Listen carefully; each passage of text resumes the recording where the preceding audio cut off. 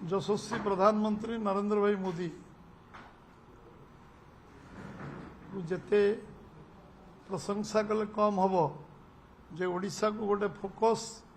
राज्य भाव में गुरुत्व दे आछंती एवं ओडिशा रे सरकार हवा परे ओडिशा रे विभिन्न कार्यक्रम जरिया रे ओडिशार विकास को त्वरान्वित करिया पई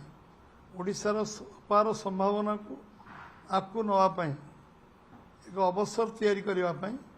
जबली कार्यक्रम निरंतर भाव में चली विगत दिन मानकरे ओडिशार विमान चलाचल एयरपोर्ट को गुरुत्व दवा एयरपोर्ट नुआ तैयारी करिवा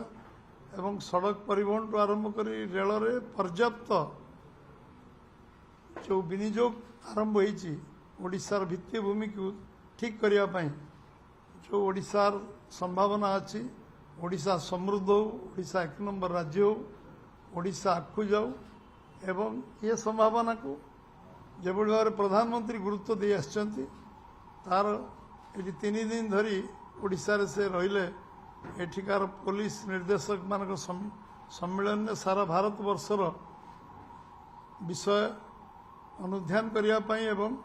एक जुगान्तकारी बैठक ऐतिहासिक बैठक ये एवं परवर्ती अवस्था आम नौसेना दिवस पालन है आम महामहिम राष्ट्रपति ओडिशा रे ए कार्यक्रम को उद्घाटन कले एवं जनवरी 8, 9, 10 प्रवासी भारतीय मानकर एटी जो सम्मेलन हम जो समावेश हम 160 देश एठिकी आमर जो मैंने आसुँच से गोटे ओडिशा रे गोटे नुआ संभावना सृष्टि हम एठी आमर खनिज संपद अच्छी जल संपद अच्छी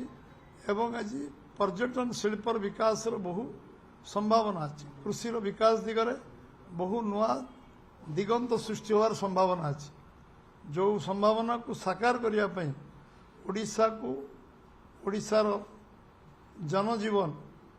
जो माने आज ओडिशा धनी ओडिशा लोक गरीब बोली जो स्लोगान था तो परिवर्तन करने आज प्रधानमंत्री जो प्रयास करचंती निश्चित भाव में ओडिशा प्रदेश भारतीय जनता पार्टी तरफ आम स्वागत करुचु जो 8, 9, 10 जो 160 देश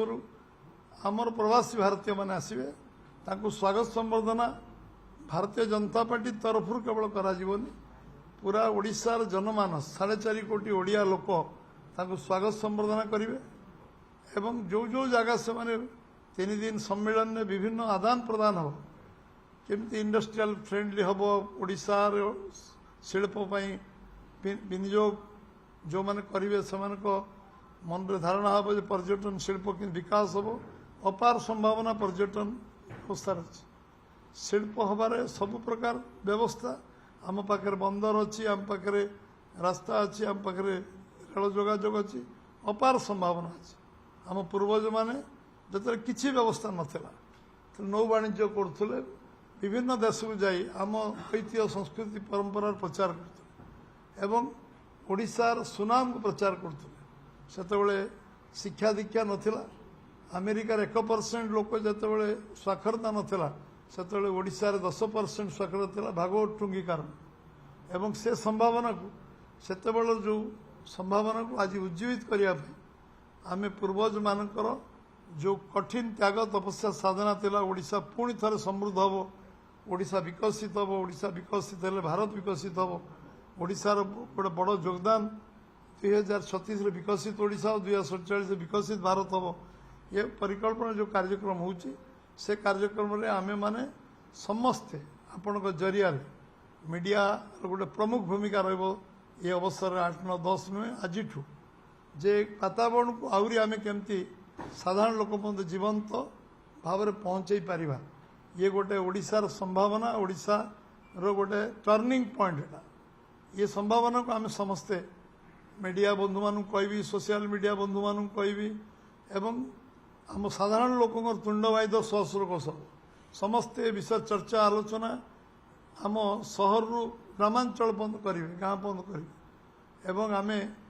जो जगह परिदर्शन करेंगे जिते ऐतिह्य जगह अच्छी विभिन्न सेंसिटिव जगह अच्छी आम दल तरफ साधारण लोकों सहयोग रे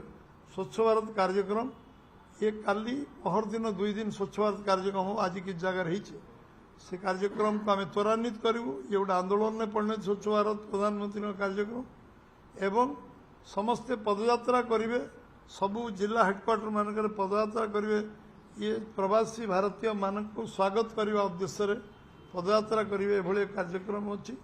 प्रधानमंत्री को भव्य स्वागत संबर्धना आगामी 8 तारिख दिन संध्यारे भुवनेश्वर विमान बंदर दिज्व से भाईजाग आसवे पहुँचे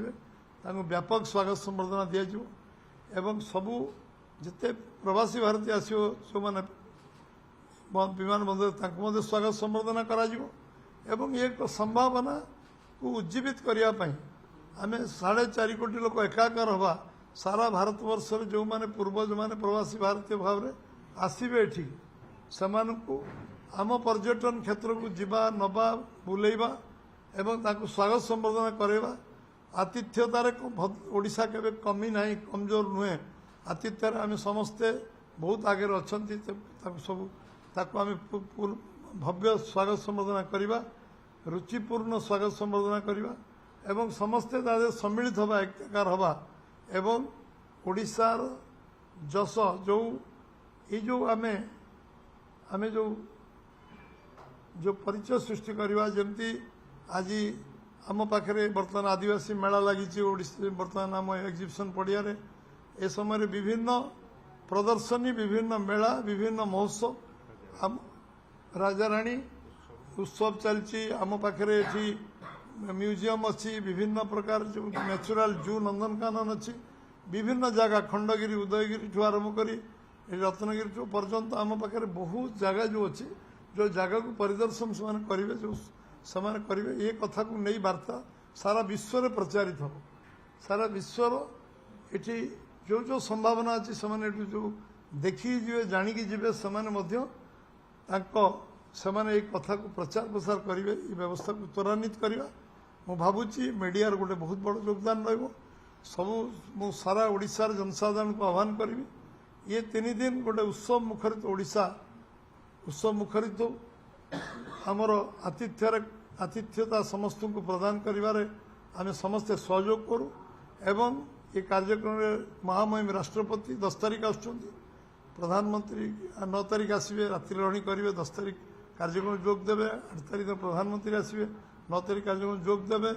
एवं आज संध्यारे आसुच्चंती आम वैदेशिक व्यापार मंत्री जे नोडाल डिपार्टमेंट एक्सटर्नल वैदेशिक व्यापार विभाग ओडिशार सरकार आम मुख्यमंत्री मोहन माझी नेतृत्व तत्वावधान में कार्यक्रम समीक्षा रेगुलारली होउची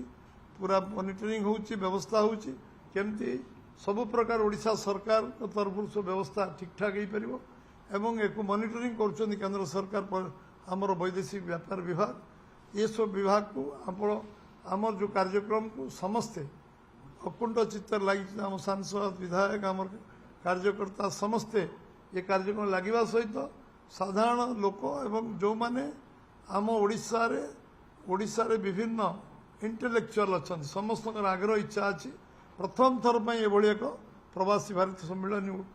आम ओडिशा रे होता कारण ये कार्यक्रम को आम स्वागत करुँ भारतीय जनता पार्टी तरफ एवं भव्य कार्यक्रम को प्रधानमंत्री राष्ट्रपति एवं आमर जो मैंने आमे बहुत अभिनंदन जनाऊँ धन्यवाद जनाऊँ स्वागत करुँ एवं आम ओडिशा तरफ ये कार्यक्रम सफल करने सब प्रकार चेष्टा उद्यम आम करूँ ये विषय आपण को अवगत करने आज ये संवाद वार्ता थिला एक व्यापक केमती करा ये विषय आपण माने ओडिशार जन सचेतन नागरिक हिसाब से आपण चतुर्थ स्तंभ हिसाब से ये कार्य को आपको नेबे समस्त कलेक्टिव रेस्पॉन्सिबिलिटी अच्छी केवल सरकार नुहे बीजेपी नुहे समस्त दायित्व अच्छी गुरु दायित्व अच्छी ये आम आपको नवा समस्त बहुत बहुत धन्यवाद।